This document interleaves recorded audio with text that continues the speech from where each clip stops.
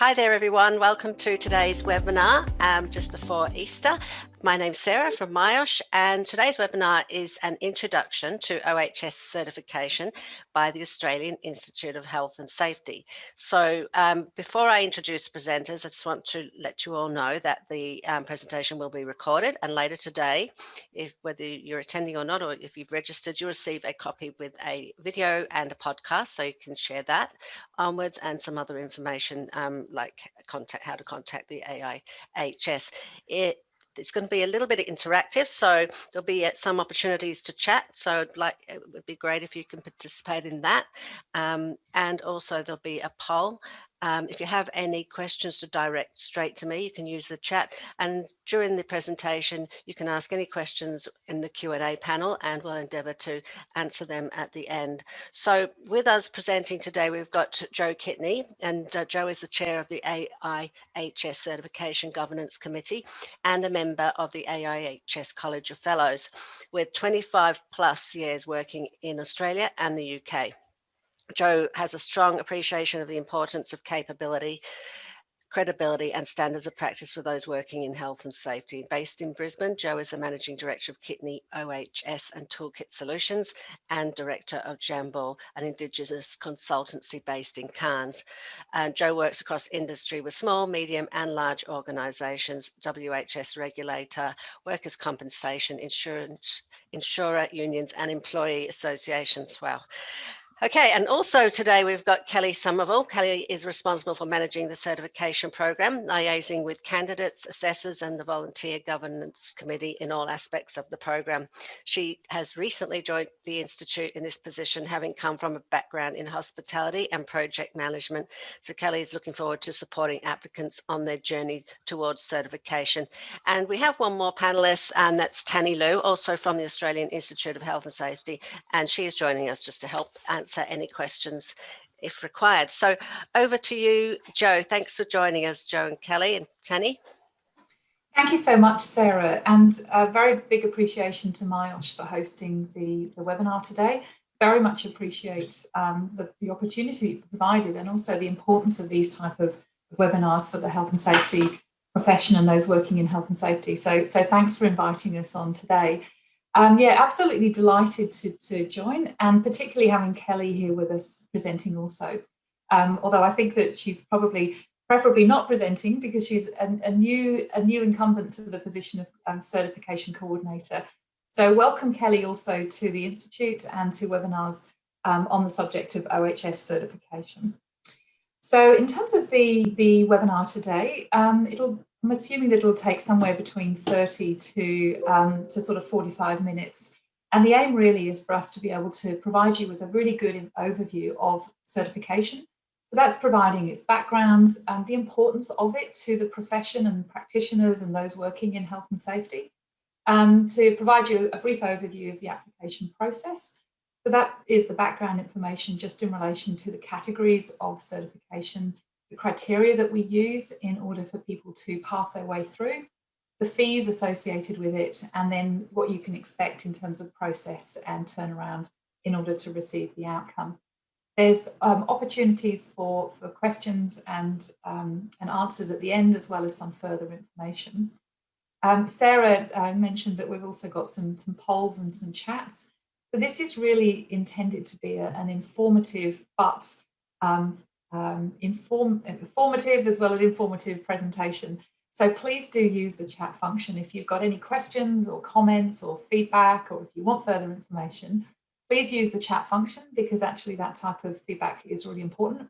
And it also shows other people the type of questions that they might have in relation to certification.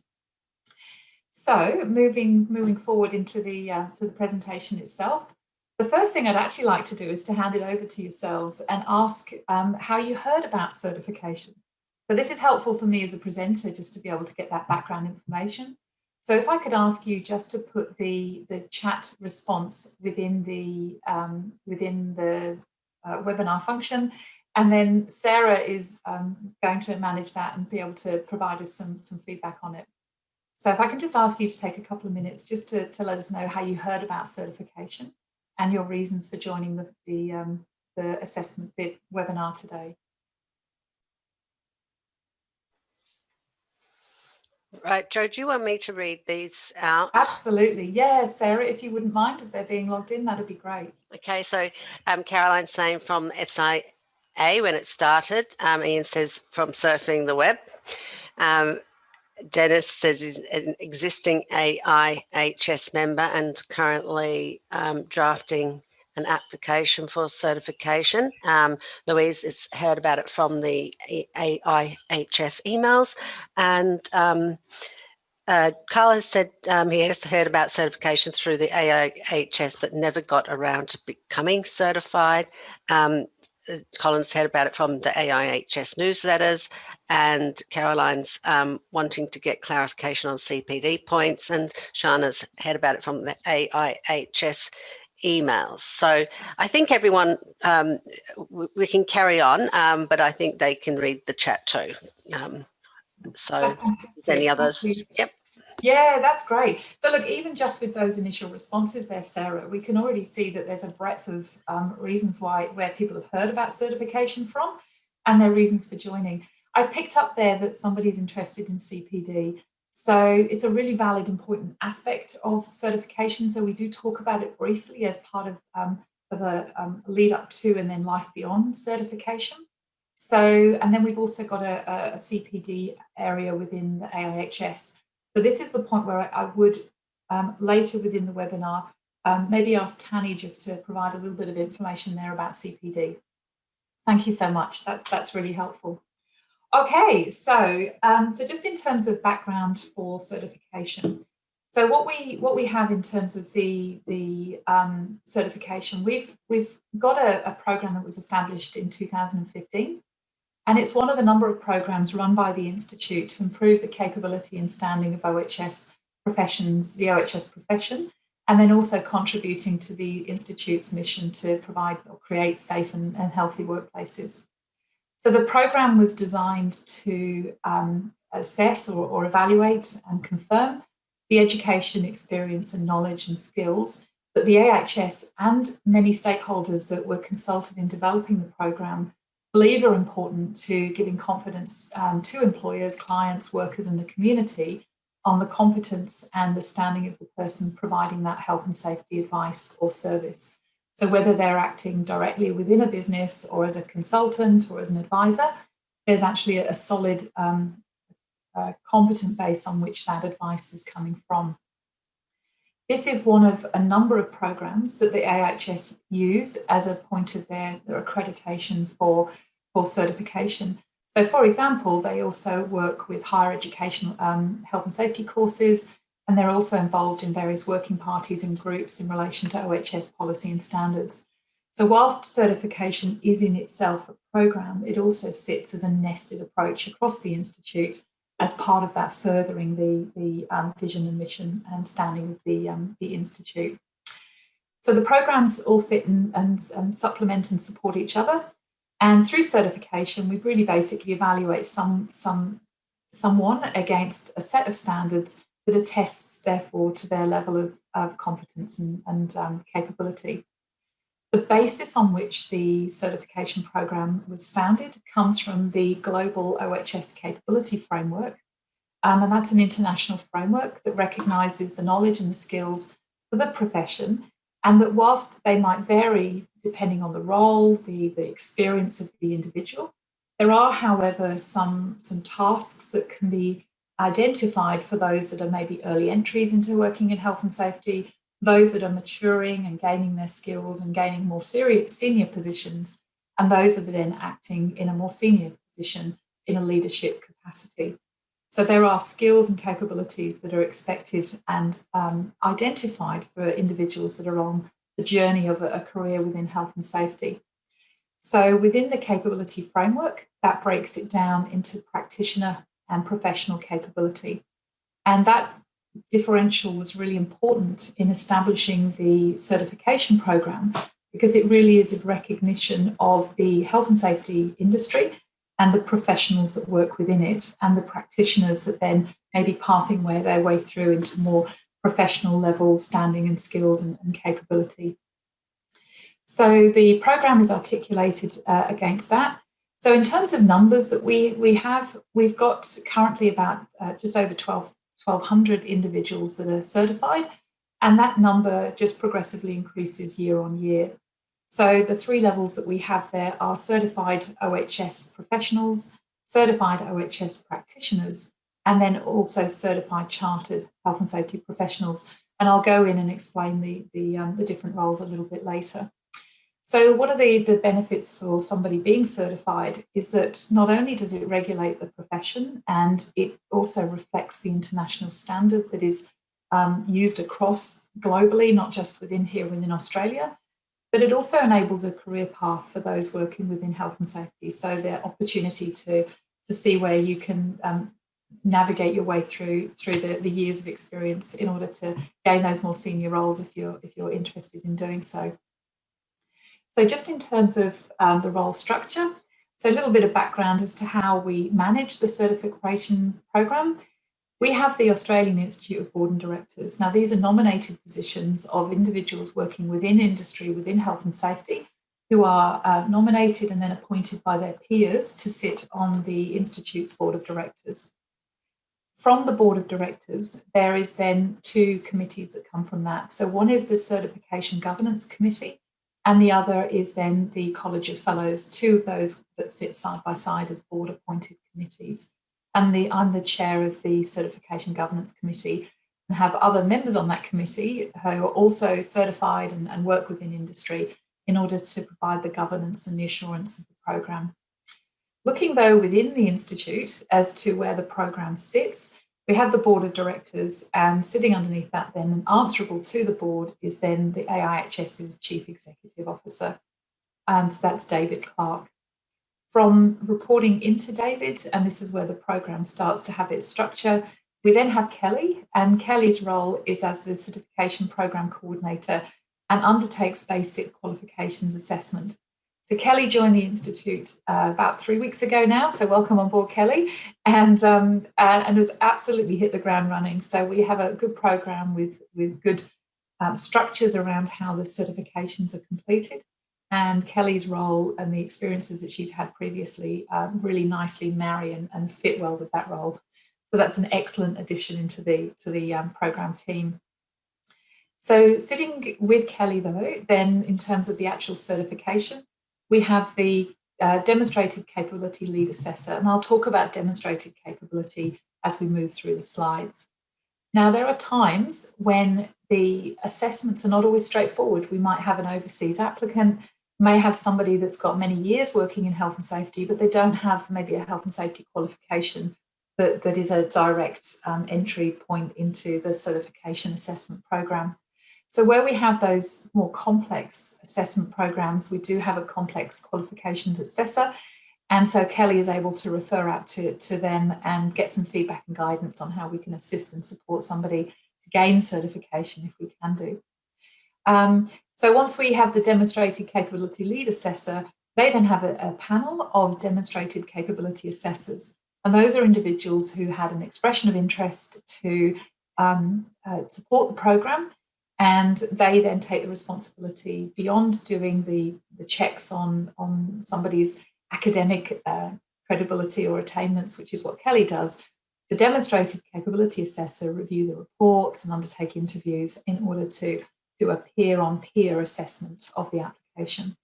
So that's the role structure. It works very well. But certainly within the current financial year, there's a much bigger increased focus on promoting and raising the profile of certification across industry, and hence the reason that we're doing the webinar today is just to make sure that those who are looking for roles in that sort of during and post-COVID, they can see that actually certification is a really good example of an assessment process to support and enable them to demonstrate their capability.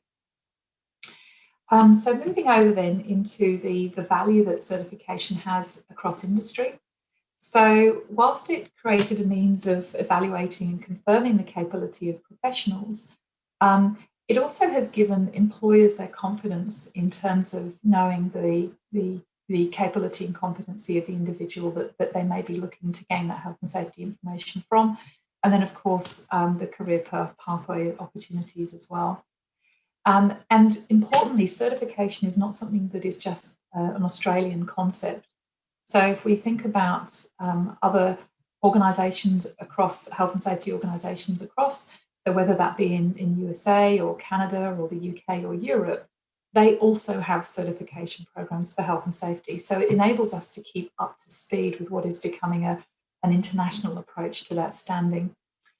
Importantly, certification also reflects the receiving of professional advice as stands in other professions. So if we think about doctors or nurses or lawyers or other, they all have methods and means of demonstrating their capability to give confidence to the assurance of the advice that you're getting. So it really actually raises the professional standing of health and safety as a profession by having certification of those working within health and safety. In terms of next steps, so now that I've given you the background on certification, what I'd actually like to do is open up the chat, and this is where Sarah starts to come into her own again. So what I'm really interested in is understanding what interests you about certification and for joining the webinar today. So what are the particular reasons that you might be interested in understanding more about certification? So if you're okay to put the responses in the chat, and then Sarah, when you're ready, if you're happy to feed through back some back, that would be fantastic. Right, yes, I don't see anything just now, but I'll give people a chance to type. Absolutely. Yeah, it's interesting when whilst people are typing, I'll just give a bit of background context there. So when we've looked at applications that have come through and the reasons for joining, it may be because it's career progression, but by joining the pathway for certification, we're seeing that then taps nicely into the AIHS's mentorship program. And then also just because it gives them clarity around CPD as well. So there's varying reasons why people decide their interest, I guess, in certification. So Mark has said for recognition of professionalism. Yeah. And so I'm going to throw the question back to Mark and ask him, Mark, if you don't mind, why is that important to you at the current point in time? And he said continuing CDP to advance his experience. Yeah, definitely. Yeah, so I think the important thing about certification is that there's the career aspect, but there's also a personal aspect there as well. Very relevant. All right, well, I'll interrupt you if there's any more comments there. That's great. Thank you so much. That's fantastic. Excellent. All right. So we've actually got a poll coming up now, and then I'll dive into a little bit more info about the program. So with the poll, and Sarah can provide guidance on how the poll will happen. What we're interested in is, are you or anyone in your team looking to be certified currently? And I think you've got 3 answers there, which is yes, no, and thinking about it. So if you can just take a moment to answer that, we'll be able to show you the answers back on the screen.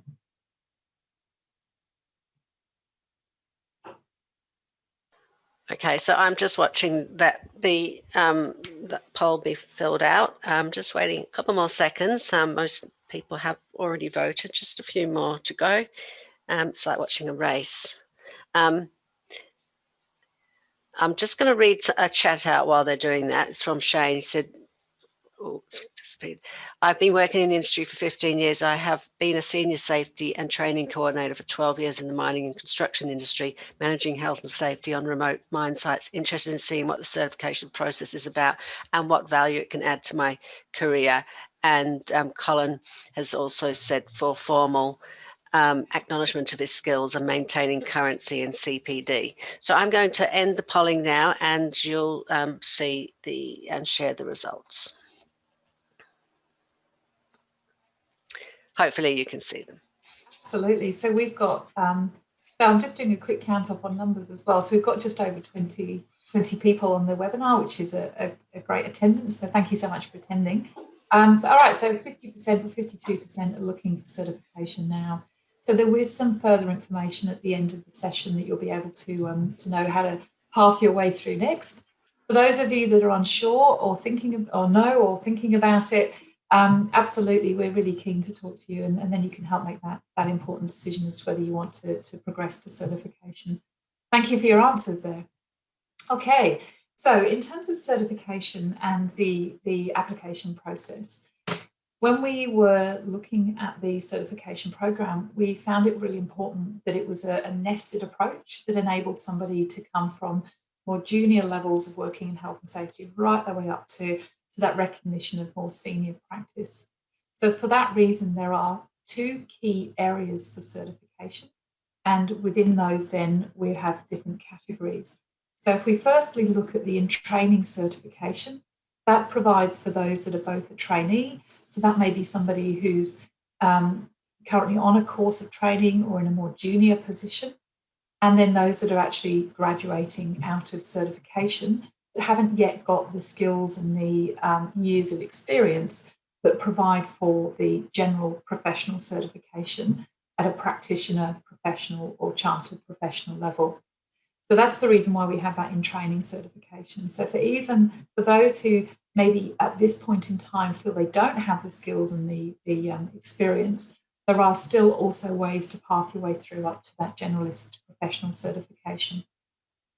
So looking over then into the three core categories there, so practitioner, professional and chartered professional, you'll see that there are emblems. And when you become certified, you're also able to use that badge. So that can be on a resume, that could be on your LinkedIn profile, as well as on your emails. So it actually gives you the opportunity to be able to demonstrate your capability by having that certification logo and badging. So in the next slide over, I'll be able to explain what the differences are by way of pathway through for certification. It's just recognising, therefore, the current differences that we actually have. So if we're looking over now at the actual aspects of certification here, what you can see is a grid, and on the grid we have the minimum qualification in health and safety in that first left-hand section, also the minimum experience by way of years, and then the methodology that we have for a capability assessment and a knowledge assessment. So we are absolutely looking to check and verify that somebody holds the prerequisite qualifications, or in the instance of an OHS professional, we also offer a pathway through, which is an assessment for checking their professional knowledge. And I'll explain that one in a few moments. So we check the qualifications, and you can see that they're scaling up. So from the OHS trainee right the way through to the practitioner, professional and chartered professional, which is what you would expect within the Australian qualifications framework and that raising of qualification level. The minimum years of experience reflects the full-time equivalent role for somebody within the working in health and safety and at the level at which they're working. So for somebody at a practitioner level, it will be a very practical role, one that could be implementing strategies or operational actions for health and safety. Whereas when we actually start pathing our way up to professional and chartered professional, we're really looking then to make sure that they've got more years of experience, but they've also held more senior roles.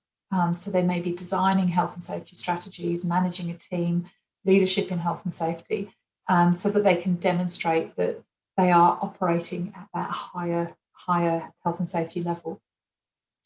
With the capability assessment, this is the production by those of you that apply for some form of report. So the importance of report really gives us the documented evidence that you understand and can demonstrate your knowledge at the level that is reflected for a practitioner and the professionals. So this is either going to be a practitioner portfolio report, it'll be a professional practice report, or it will be a reflective journal. And that is the importance of taking it through that scaling approach for the capability assessment. In addition to submitting those, there is also reference checks that are undertaken at each of those levels. When the reference checks are undertaken, we're really checking with those references that the applicant understands or has met the specific requirements from a certification perspective. So that would be the expectations at the level of a professional or a practitioner, for example. And then for a chartered OHS professional, there is also an online interview against the criteria that is established for that level of role. We only take up additional interviews for practitioners and OHS professionals if we feel we need to verify or validate something that has come up within the portfolio report or professional report, and then also the reference checks.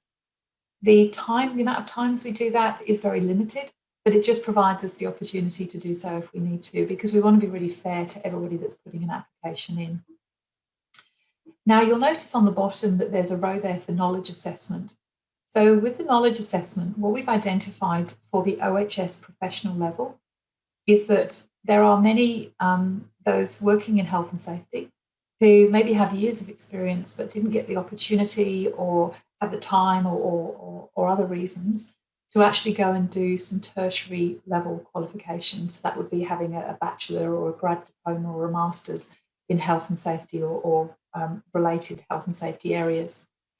So if that's the case for those individuals, and to be fair to them, we have established an OHS professional knowledge assessment, which is managed through the University of Newcastle. So it's independent of the Australian Institute of Health and Safety, but it is reporting to us in terms of the conduct of the professional knowledge assessment and the outcomes of it.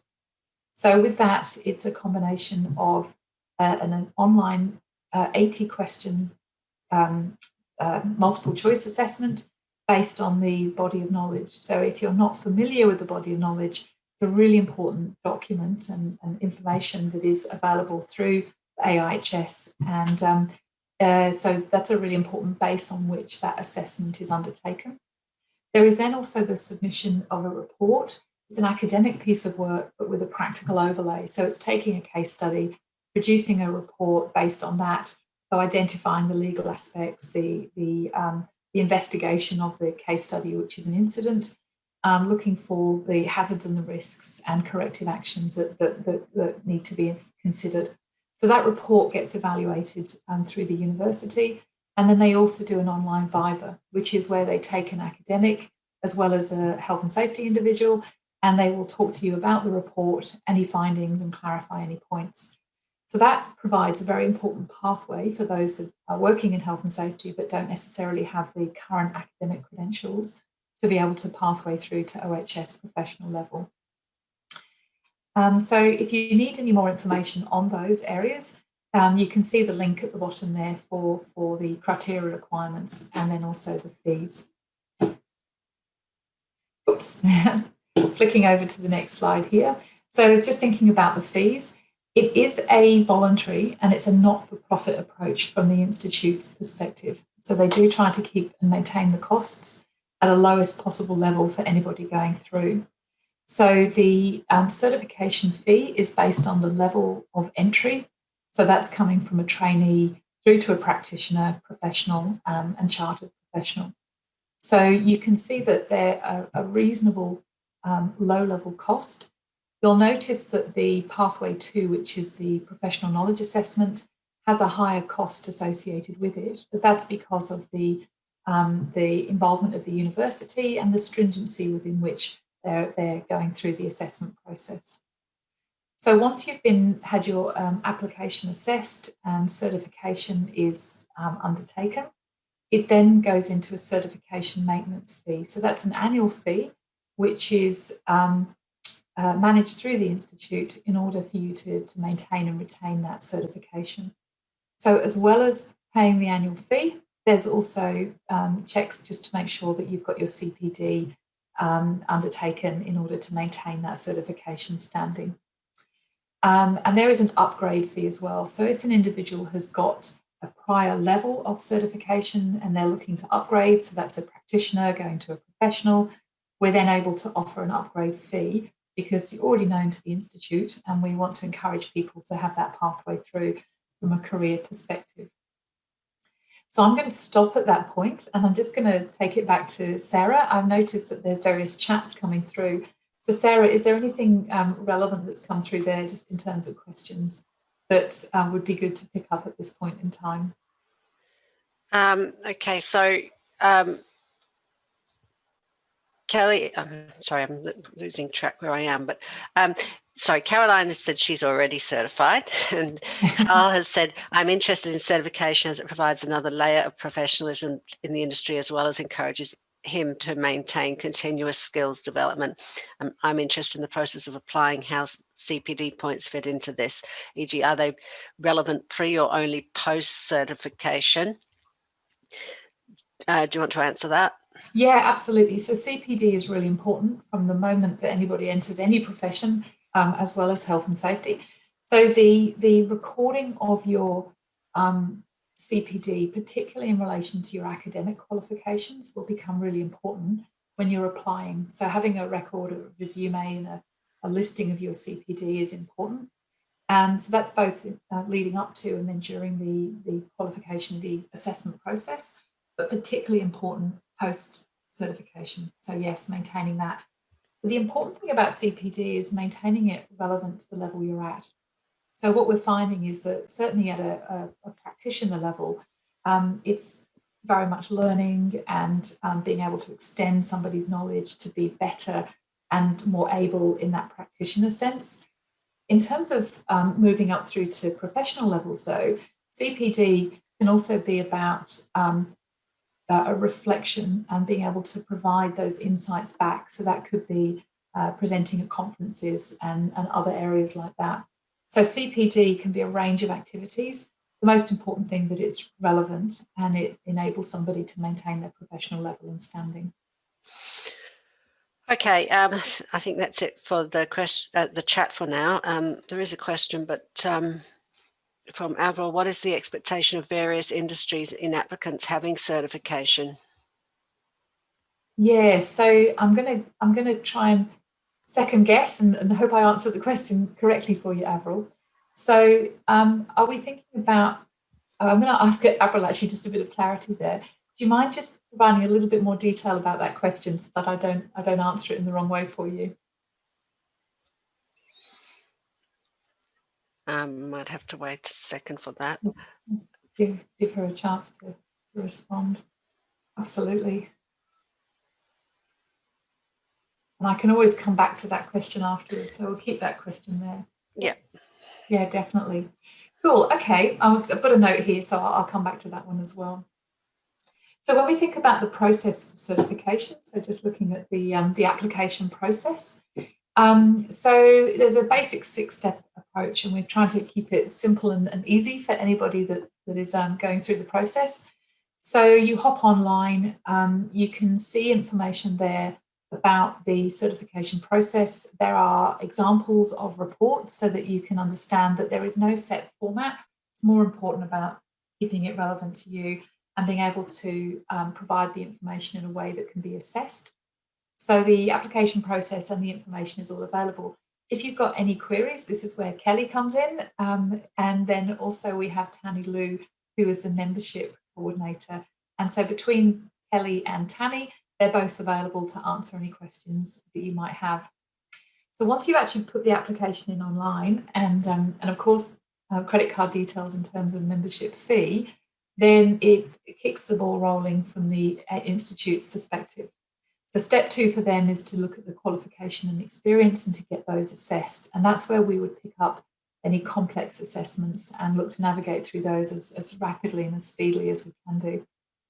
Once those have been assessed, it then goes over into the demonstrated capability assessment. So the information on your application gets forwarded through to the lead of the demonstrated capability lead assessor. She then looks at it. She then allocates that to the appropriate level assessor. So we've always got somebody who has got equal to or greater than the level of assessment that they're assessing. So we wouldn't have a position where you have an OHS professional assessing a chartered professional's application. So we always make sure that we've actually got an appropriate level of assessment that's being conducted. Once that's been undertaken, the next step is to approve the application. The Institute then are notified by the assessor. They do their internal admin aspects, and then you receive confirmation through by email that you have your certification. and then it's up to yourselves then to maintain that going forward. There are each and every step of those ways, particularly, for example, in step 2, if we're demonstrating the experience, and if there is further information needed, then it is simply a case of the institute making contact with yourselves, getting clarification. And again, with the demonstrated capability assessment, if there's more information needed, they'll come back for more. Now, if there is ever a time when somebody doesn't get to step their way through this process, so for any reason the information that we've been provided with isn't sufficient, there is an internal escalation process within the institute for every application to be considered. So there is no automatic rejection if the information isn't sufficient. There is genuinely an exercise of making sure that we give everybody a fair and due process. Importantly, if somebody's not able to meet the certification requirements or the upgrade requirements at this point in time, there is the CPD program as well as a mentoring program within the institute, because our aim really is to raise the standing of the profession. So if we can do that by supporting people through certification, then that's really important, and we absolutely do so. So just looking through then into where we go to for further information. You've got the information that's available on the certification pages on the Institute's website. There are also a couple of videos that have been recorded over the last couple of years, which, whilst dated, and particularly you'll see on the left, it still calls itself the SIA. The information actually is still current and relevant in terms of the process. So if you've not had a chance to have a look either at the general information of the certification program, that's myself on the left, and then over on the right-hand side, in terms of information about certification and the professional knowledge assessment, that webinar there is really important and a good source of information. Okay, so we're actually stepping now into looking at another poll. So what I'd like to do is, we've got two parts to this. One is just if you're interested in receiving more information, we're just going to run a poll shortly. And it won't be anonymous. So if you, when you answer the poll, if you'd like more information, then it gives MyOsh the ability to provide your contact details through to the Institute, and then they're really happy to follow up for you. So if you can just take a moment to answer the poll here, that would be great. Jo, Avril has clarified. Yeah.